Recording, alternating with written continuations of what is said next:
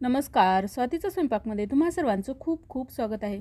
Diwali special झटपट बनणारी चकली आज आपण बघणार आहोत. 1 वाटी मूग डाळीपासून मस्त कुरकुरीत, खमंग आणि काटेरी चकली कशी बनवायची ते आज बघणार आहोत. तर इथं मी एकदम सोप्या पद्धतीनं चकली बनवलेली आहे. यामध्ये आपण ना चकली मसाला वापरलेला आहे, ना मोहन वापरलेला आहे पिठामध्ये, किंवा इथं मी गरम पाण्याचा वापर केलेला आहे. तरीही मस्त एकदम कुरकुरीत आणि आतून पोकळ अशी चकली बनलेली आहे. चवीला तर खूप टेस्टी लागते आणि बनवायला खूप सोपी आहे. घरी आहे त्या सामानामध्ये ही चकली बनवून तयार होते. कुरकुरीत आणि खुसखुशीत, खमंग, चवदार अशी ही चकली बनवायला खूप सोपी आहे. चला तर रेसिपीला सुरुवात करूया. तर इथं मी 1 वाटी मूग डाळ घेतलेली आहे. आता ही मूग डाळ आपल्याला स्वच्छ निवडून घ्यायची आहे आणि त्यानंतर आपल्याला धुवून घ्यायची आहे. तर इथं मी कुकरच्या भांड्यामध्ये काढून घेतलेले आहे. आता हे 2-3 वेळा स्वच्छ पाण्याने धुवून घेऊया मूग डाळ. भाजणी बनवायला वेळ नसेल तर अशा वेळेस ही चकली रेसिपी एकदम सोपी आहे आणि झटपट आहे, खायलाही खमंग अशी लागते. तर इथे मी मूग डाळ धुवून घेतलेले आहे. आता यामध्ये आपण 2 वाटी पाणी घालून घ्यायचं आहे. 1 वाटी मूग डाळीसाठी मी शिजण्यासाठी 2 वाटी पाणी घालून घेते. पाणी जास्तही नाही घालायचं आणि कमीही नाही, घट्टसर अशी मूग डाळ शिजली पाहिजे या पद्धतीमध्ये पाणी घालायचं आहे. आता दुसऱ्या कुकरच्या भांड्यामध्ये मी असा कॉटनचा कपडा घातलेला आहे आणि यामध्ये 2 वाटी मैदा मी इथे घेतलेला आहे. जर तुम्हाला गव्हाचं पीठ घ्यायचं असेल तर गव्हाचं पीठही तुम्ही यामध्ये वापरू शकता. मी इथं मैदा वापरलेला आहे. आता हा मैदा या कपड्यामध्ये बांधून कुकरच्या डब्यामध्ये ठेवायचा आहे आणि आपल्याला हे दोन्हीही डबे कुकरला लावून 3 शिट्ट्या करून घ्यायच्या आहेत. तर इथं मी मूग डाळ आणि आपण जो मैदा कपड्यामध्ये बांधलेला आहे ते दोन्हीही डबे कुकरला लावून घेते आणि त्यावरती एक प्लेट ठेवते आतल्या डब्यावरती, जेणेकरून जर मूग डाळ डब्याच्या बाहेर आली तर ती सर्वत्र पसरू नये. आणि 3 शिट्ट्या करून घेतलेल्या आहेत. तर इथे बघू शकता अशा पद्धतीने आपल्याला घट्टसर अशी मूग डाळ शिजवून घ्यायची आहे. जास्त पाणी यामध्ये ठेवायचं नाही, नाहीतर मग कमी मूग डाळ घालावी लागते पिठामध्ये. घट्टसर अशी आणि मऊ शिजली पाहिजे अशा पद्धतीने आपल्याला ही डाळ शिजवून घ्यायची आहे. डाळीची एकदम पेस्ट बनली पाहिजे अशा पद्धतीने डाळ शिजवून घ्यायची आहे. आता मी थोडीशी स्मॅश करून घेतलेली आहे मूग डाळ. आता आपण जो मैदा बांधून ठेवलेला होता कपड्यामध्ये तो काढून घेऊया. बघू शकता असा कडक बनतो गोळा याचा.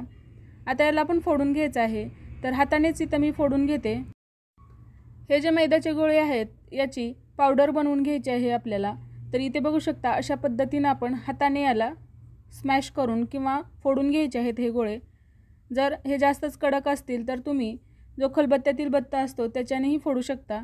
अशा पद्धतीनं मी दोन्ही हाताने व्यवस्थित असे याला हाताने चोळून घेतलेलं आहे. याच्या गाठी फोडून घेतलेल्या आहेत.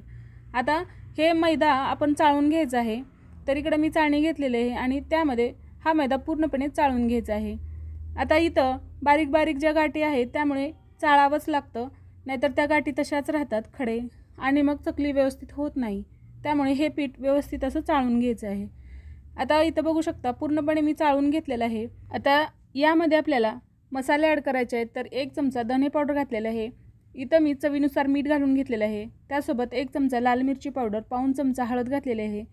1 चमचाभर मी इथं ओवा घेतलेला आहे, तो अशा पद्धतीने हातावरती क्रश करून घालणार आहे. पाव चमचा मी जिरं घेतलेलं आहे.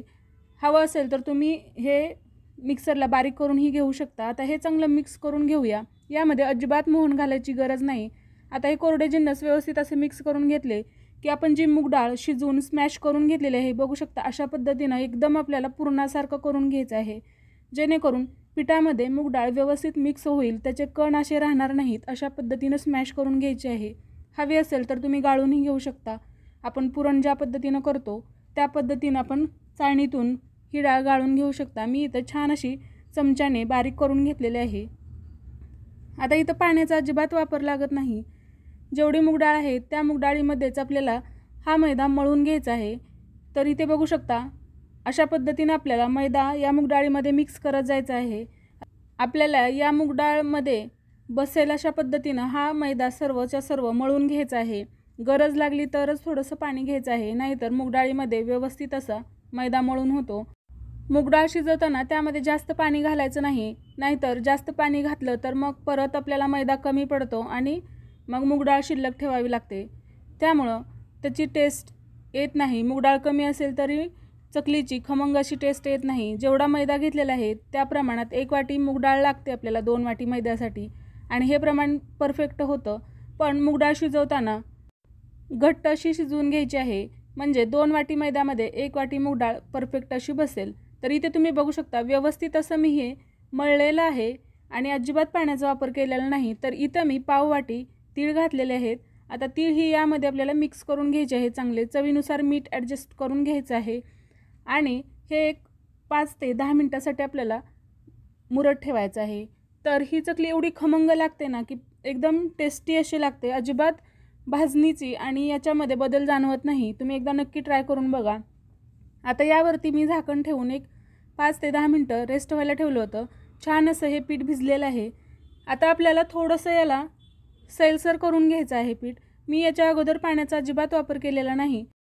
आता इथं थोडं थोडं पाणी घ्यायचं आहे आणि आपल्याला चकली पाडण्यासाठी जेवढं सैल पीठ हवं आहे त्या हिशोबाने आपल्याला हे पीठ सैलसर करून घ्यायचं आहे. मी अगदी हात फक्त पाण्यामध्ये ओला करते आणि अशा पद्धतीनं पीठ मळून घेते. एकदम पाणी यामध्ये नाही घातलेलं. आता इथं साच्यामध्ये हे पीठ घालून घेतलेलं आहे. पीठ आपल्याला चांगलं मळून घ्यायचं आहे, म्हणजे डाळ व्यवस्थित अशी मैद्यामध्ये मिक्स होईल. तर आता आपण चकली पाडून घेऊया. तर इथे मी दाखवते तुम्हाला चकली पाडून.